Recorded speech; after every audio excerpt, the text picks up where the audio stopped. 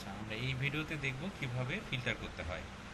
তো আমার কাছে একটা ডাটাবেজ আছে, এখানে এরিয়া ওয়াইজ, ইস্যু ওয়াইজ, তার ডেজিগনেশন, স্ট্যাটাস ওয়াইজ একটা ডাটাবেজ আছে। আমরা এখান থেকে ফিল্টার করে দেখব কোন এরিয়াতে কতগুলো ইস্যু আছে বা তার ডাটাগুলো দেখব।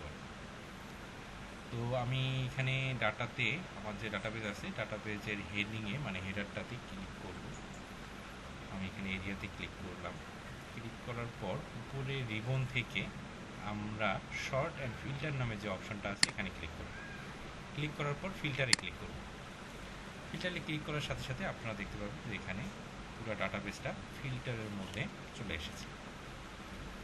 তো এখান থেকে আমি যদি এখন এরিয়া ফিল্টার করি, এরিয়াতে ক্লিক করলে এই অ্যারো বাটনটা যেটা আছে, অ্যারোতে ক্লিক করলেই আমাদের এখানে এরিয়ার নামগুলো চলে আসবে। আমি যদি এখন চট্টগ্রাম অথবা ঢাকা সি দেখতে চাই, ঢাকা সিতে ক্লিক করলে ঢাকা সি এর এসও ওয়াইজ আমার ইনফরমেশনগুলো চলে আসবে। এভাবে আমি চাইলে যে কোনো কিছুই ফিল্টার করে দেখতে পারি।